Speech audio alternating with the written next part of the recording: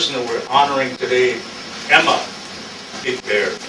Her Indian name was Wakajazi Yuiga.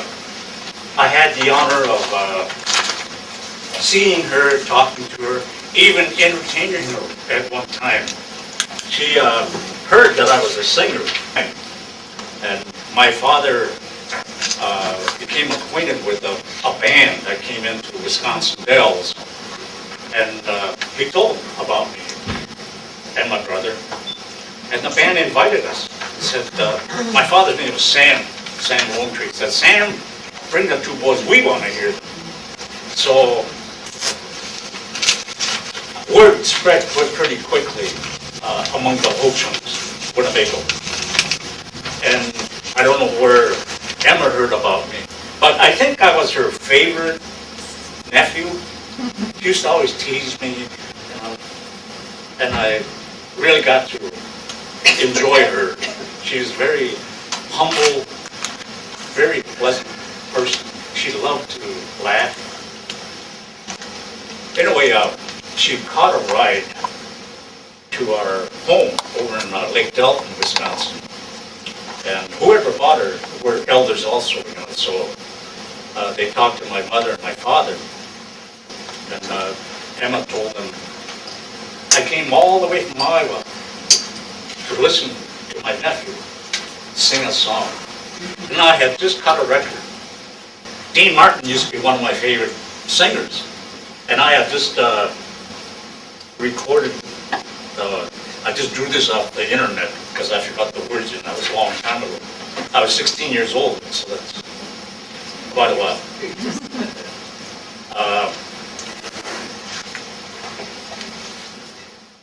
How many of you remember Dean Martin's song, Change of Heart? I do. Oh, yeah. You know, it goes something like this. If the sky can change from cloudy to butterfly weather, and the ocean's roar becomes a lullaby, why can't you, oh, why can't you love me? Have a change of heart and be my apple pie. She loved that apple pie.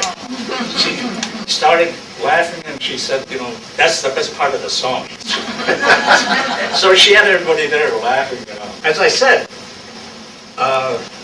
she was related to my family fairly close through my father. My father was a descendant of Chief Wakantikore and Winnishik, and my mother came from the Chief Yellow Thunder. See, back in supposedly our original homelands, according to the federal government. See, there were other tribes that were here in the 1800s. You know, there was the Menominee, Potawatomis, Kickapoo, Ojibways. We claim that our lands were from the St. Paul area, Green Bay, down to Chicago, and the Quad Cities. These were our lands. That's what we claimed. We even had names for, like Milwaukee, Gay Shishik, which means smelly waters. So I imagine at one time Milwaukee was a kind of a swampland, as well as Chicago. Chicago we called Skunk Run. That's where the skunks were. And then Still are. and the Quad Cities and up to St. Paul. We call St. Paul Macho. That means blue earth. Our people used to go there to collect the blue earth to make blue paint. Well, anyway, in 1837, our chiefs were coerced to cede the lands in Illinois and Wisconsin. One-Eyed Bikora was one of the chiefs that were coerced to go to Washington, D.C. He didn't want to go, but they forced him. And when they got there, they were wined and dined got the chiefs drunk and then made them sign a fraudulent piece of paper, which was a treaty. One night Decorah refused, and they told him, you either sign or you're not going home. So that's how we wound up losing millions and millions of acres. Then we bought into northeast Iowa, and we were here for about 8 years. And this is nice land. But once the state of Iowa became incorporated as a state, I think it was 1846,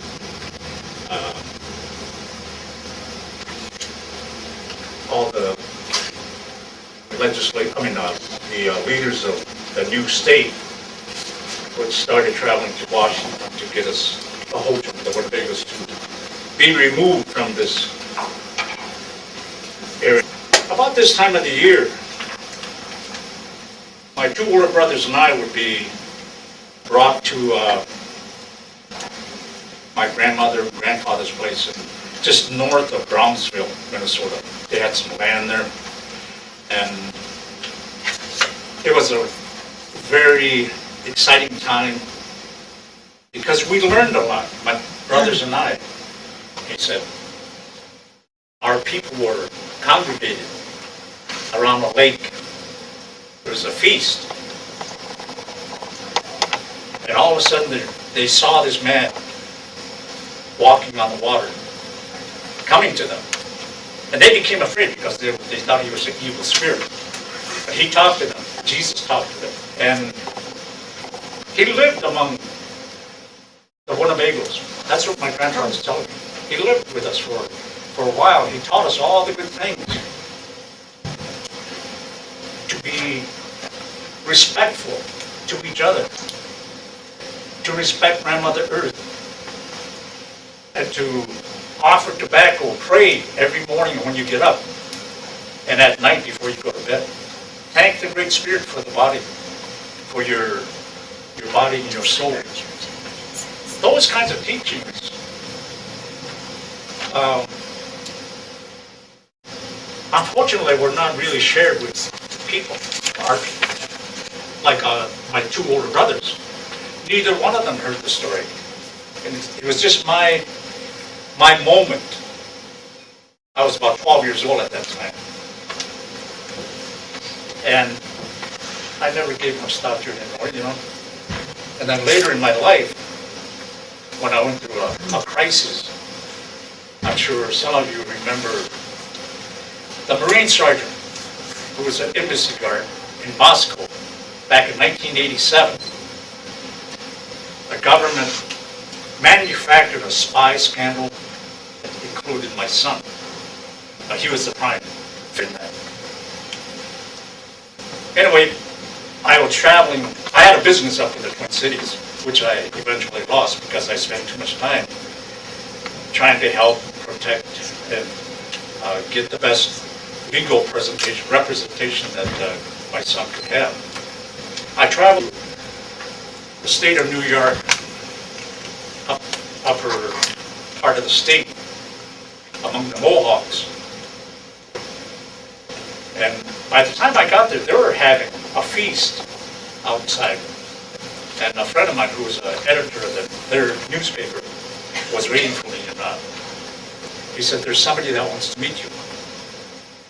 And there was an old man, chief of the Bear Clan of the Mohawks.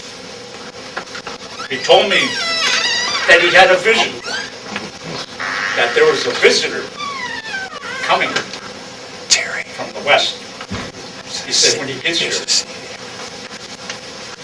let him stay at your. And I stayed there about 3 days. I used to watch him. Early in the morning, he'd be out. He'd be burning sage and praying.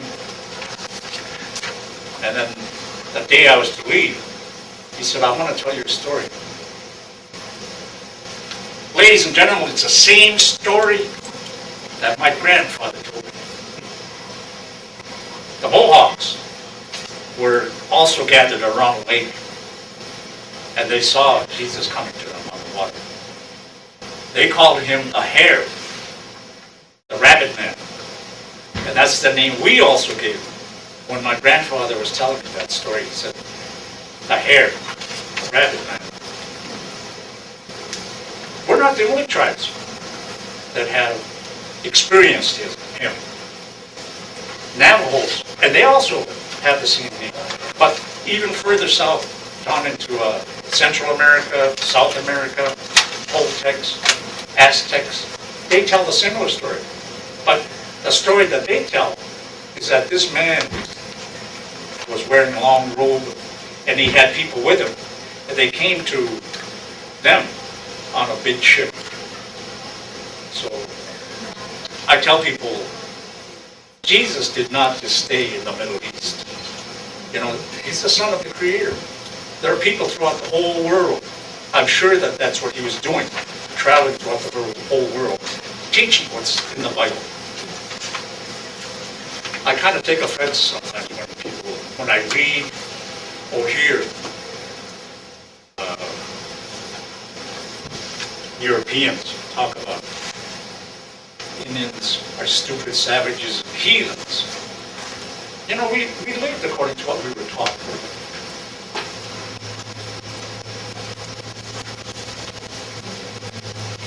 Anyway, there's a man mound down in Baraboo, Wisconsin.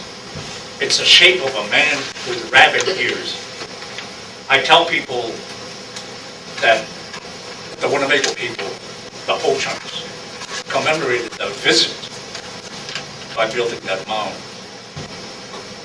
And I'm kind of anticipating an opportunity to go down there and talk. Because as I said, that story had not really been out there. It's in my book 1. And I'll keep writing about it because I think that that's my fate. Years ago,